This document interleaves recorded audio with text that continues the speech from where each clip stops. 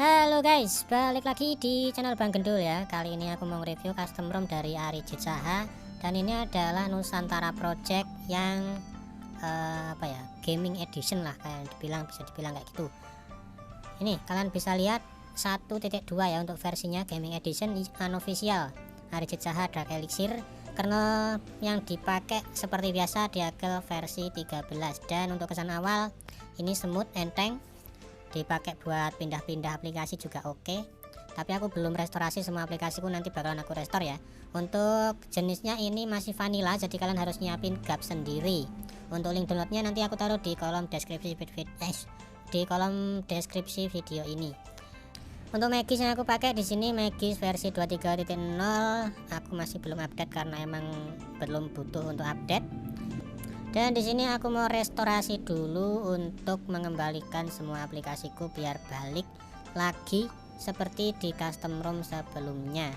Di sini untuk backupnya aku pakai Swift backup ya, karena lebih simple tapi butuh akses root ya. Oke, udah siap aku restore semua. Di sini aku pilih-pilih dulu guys. Oke, di sini sudah tak pilih-pilih dan langsung aja kita restore. Oke, sambil nunggu restorenya kita review dulu guys ya. Untuk dalamannya seperti ini, dan tentu aja sudah ada Nusantara Wings. Untuk Nusantara Wings ada Nusantara Wings kayak gini, sebelahnya ada lagi status bar, dan ini untuk hardwarenya.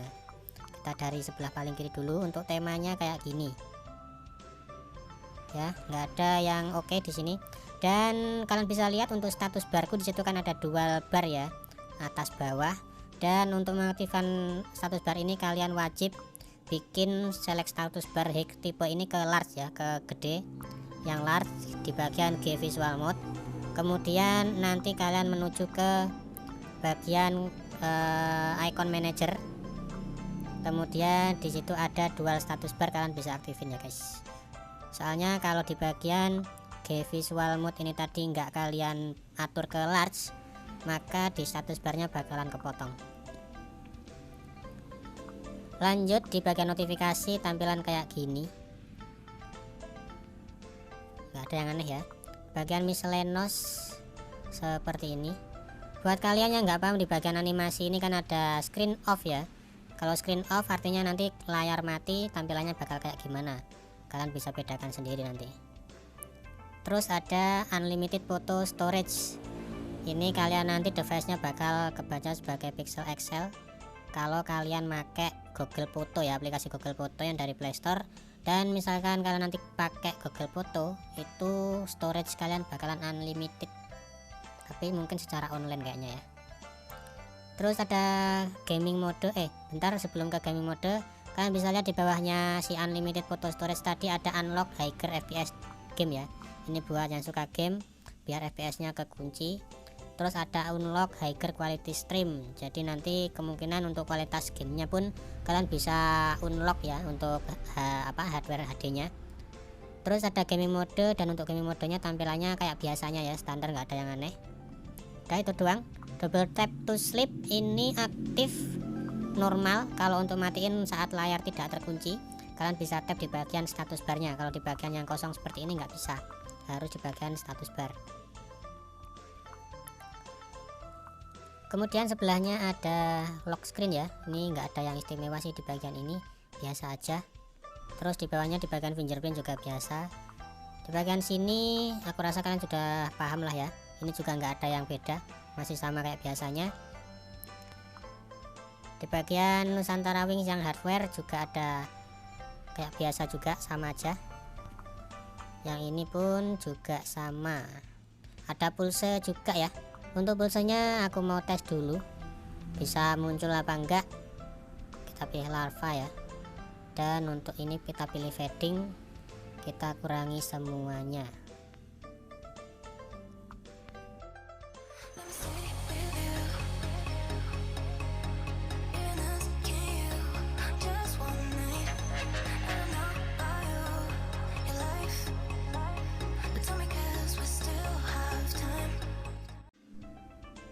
Terus kemudian di bawahnya Nusantara Wings ada app dan notifikasi, kita lewatin aja.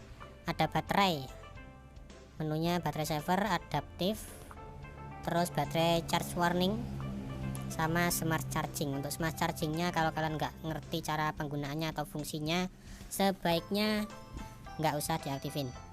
Terus ada display. Untuk wallpapernya kita cek dulu bisa diganti-ganti apa enggak ya. Pilihannya ternyata cuma satu doang tuh. Di bawahnya masih ada tap to wake, terus wake on plug. Ada game driver juga, nanti kalian bisa pilih. Misalkan untuk app-appku ini mau aku pakai game driver ya. Di bawahnya ada density option. Next ada sound. Paling bawah ada mission enhancer alias directnya. Aku biasa pakai yang elektronik.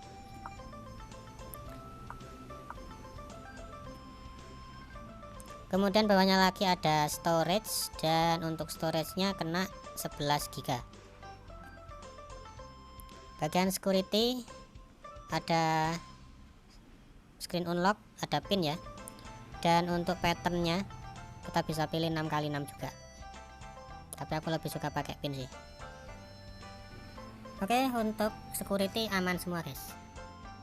Kemudian di bawahnya kita langsung loncat ke sistem. Untuk bahasa sudah ada bahasa Indonesia juga.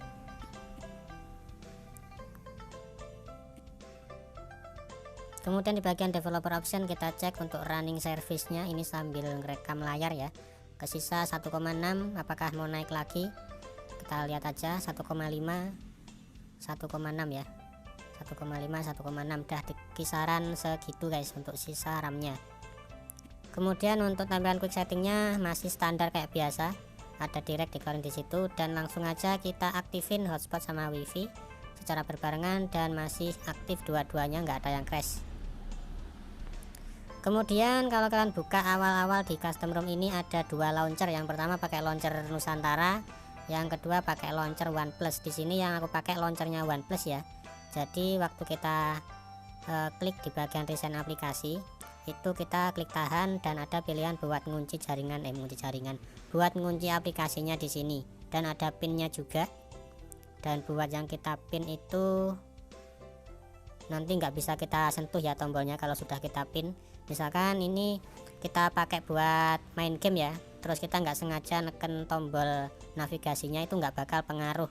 Nah biar bisa lepas dari penguncian ini yang kita pin ini, kita klik tahan tombol backnya seperti ini. Nah maka langsung keluar ya guys.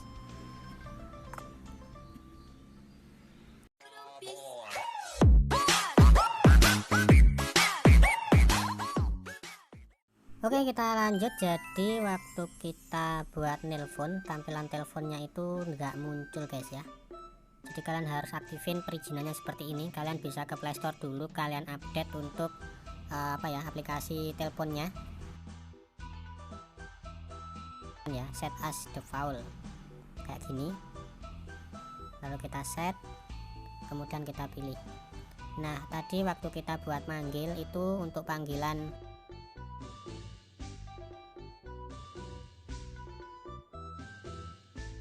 Nah jadi tadi itu nggak muncul tampilan yang barusan, jadi langsung gelap layarnya kayak biasa kayak gini, dan aku nggak bisa matiin teleponnya. Jadi memang kalian harus update dulu dan diizinkan di bagian perizinannya. Oke, dan di sini aku sudah kelar semua restorasinya, dan tadi kelupaan belum cek kamera ya.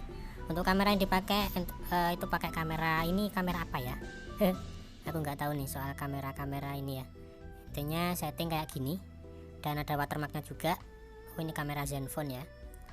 Untuk watermark ini aku tes nggak berfungsi guys, jadi untuk watermark off, nggak muncul. Untuk touch shooter ini juga udah dimatiin, udah diem ya, mau diem dia ternyata normal. Kamera sound sama touch shooter, oh touch shooter ini fingerprint shooternya ya. Untuk kamera sound maksudku ini normal. Terus save to SD card ini juga normal guys.